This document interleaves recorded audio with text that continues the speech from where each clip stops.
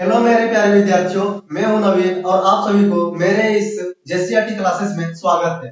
आज हम लोग जो है बल के जो तीन प्रकार जो बच गए थे उनके बारे में चर्चा करेंगे। चुंबकीय बल, स्थिर विद्युत बल और गुरुत्वाकर्षण बल। चुंबकीय बल क्या होता है उसको पहले समझने का कोशिश करते हैं। तो चुंबकीय बल मतलब क्या होगा कि चुंबक क्या करती है कि हर एक वस्तु को अपने ओर आकर्षित करती है। कुछ दूर पर आप यदि चुंबक रख दिएगा ना तो उस दूरी से भी वो क्या करता है, मतलब किसी वस्तु को अपने ओर आकर्षित करेगा। किसी वस्तु मतलब ऐसा वस्तु होना चाहिए जो फेरोमैग्नेटिक हो। मतलब क्या होगा कि जैसे चुंबक हो गया, कोबाल्ट हो गया, निकल हो गया, ये सबको वो क्या करती है अपनी ओर आकर्षित करती है और ये अन्य चुंबक को भी अपनी ओर आकर्षित करने लगती है। इसी को कहते हैं चुंबकीय बल। देखिए, और चुंबक जो है ना बिना सीधे संपर्क या स्पर्श चुंबकीय बल लगता है। मतलब क्या होगा कि चुंबकीय बल लगने के लिए वो दोनों को सटाइएगा नहीं, आप कुछ दूर पर रखिएगा फिर भी वो चुंबकीय बल लग जाती है। इसका मतलब हम लोग कह सकते हैं कि ये असंपर्कीय बल है। उसके बाद आ जाता है स्थिर विद्युत बल। स्थिर विद्युत बल मतलब क्या होगा कि एक प्रकार का विद्युत बल को ही समझिए। इसमें क्या होता है कि चार्ज जो होता है आवेश जो होता है रुकी हुई रहती है और किसी वस्तु को वो आकर्षित करने लगती है। अब होगा क्या, समझिए इसको कि कैसे होगा ये चीज। तो आप क्या करते हैं कि कंघी से अपने बालों को जब झाड़ते हैं या फिर कुछ करते हैं, रगड़ते हैं, तो क्या होगा कि वो जब वो जो कंघी है उसमें आवेश आ जाती है और वो क्या करता है कि छोटे छोटे वस्तुओं को जैसे कागज के टुकड़ों आदि को वो क्या करता है इस अपने ओर आकर्षित करने लगता है। तो इसको हम लोग बोल देते हैं स्थिर विद्युत बल। क्या बोलते हैं? स्थिर विद्युत बल। इसको वही चीज समझिए जैसे कि कंघी को बालों से रगड़ने पर वह आवेशित हो जाती है। जब कंघी को कागज के छोटे छोटे टुकड़ों के पास लाया जाता है तो वह कागज के टुकड़ों पर स्थिर विद्युत बल लगाती है। इसी कारण कारण के चुप इसी कारण कागज के, यहाँ पर कागज होगा, कागज कागज के टुकड़े कंघी से चिपक जाता है।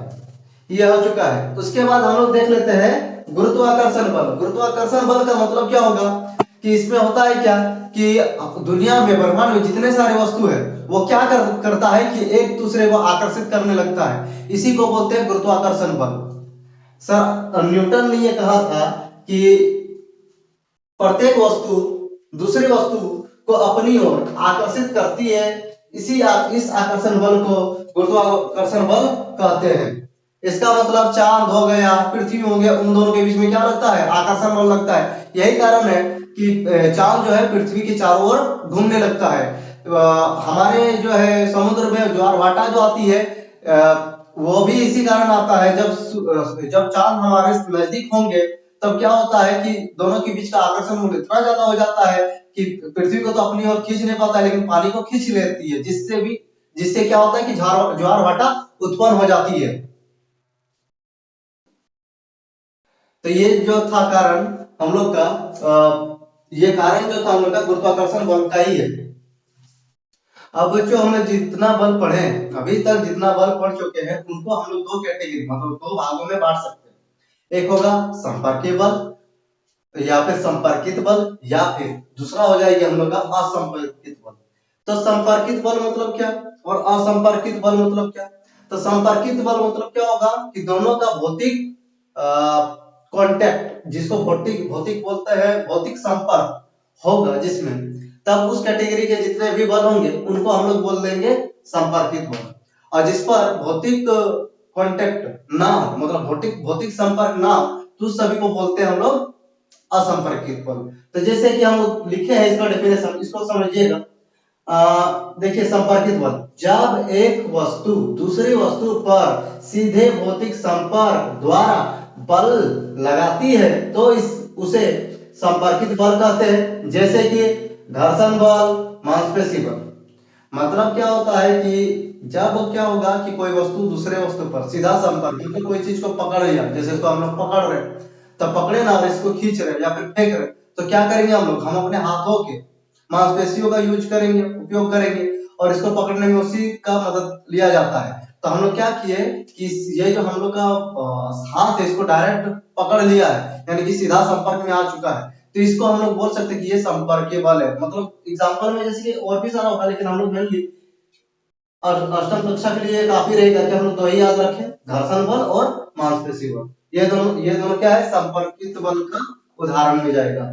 उसके बाद आ जाता है असंपर्कित बल। देखिए ये उदाहरण, इसका जो है डेफिनेशन में क्या लिखे हम लोग, जब एक वस्तु के द्वारा दूसरी वस्तु पर कुछ दूरी से बिना सीधे संपर्क के बल लगाया जाता है तो इसे संपर्कित बल कहते हैं, सॉरी असंपर्कित बल कहते हैं। देखिए उदाहरण के लिए चुंबकीय बल, स्थिर विद्युत बल, गुरुत्वाकर्षणीय बल, ये क्या है, असंपर्कित बल है। मतलब हुआ क्या कि अब एक वस्तु है, एक चुंबक है, और दूसरे चुंबक को क्या करते हैं हम लोग कि कुछ दूरी पर रखते हैं, और क्या होगा कि वो एक दूसरे को आकर्षित करने लगता है या फिर धकेलने लगता है। तो ये क्या है, कुछ दूरी पर लग रहा है ना, तो ये बिना संपर्क के है यह बल, इसलिए क्या है, असंपर्कित बल है।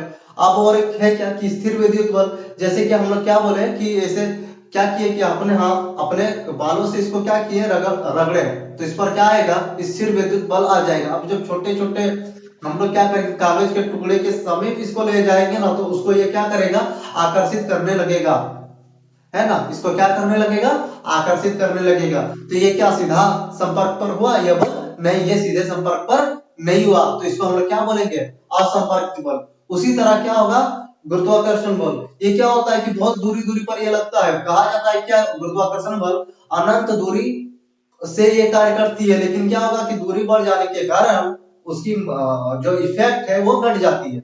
अब यहाँ पर समझिए कि आप कि गुरुत्वाकर्षणीय बल में क्या होता है कि हम लोग तो अभी पृथ्वी पर है और चांद क्या है, बहुत दूर है, फिर भी क्या होता है, चांद हमारे चारों ओर गति कर रही है, ये गुरुत्वाकर्षण बल के ही कारण है ना। और ये देखिए तो उनके और इसके बीच में क्या सीधा संपर्क है, कोई नहीं, कोई सीधा संपर्क नहीं है। तो हम लोग कह पाएंगे कि ये सब जो है चुंबकीय बल, स्थिर विद्युत बल और गुरुत्वाकर्षण बल, ये जो है ना बिना सीधा संपर्क के है, अर्थात ये सभी जो है ना असंपर्कित बल के उदाहरण है और असंपर्कित बल है।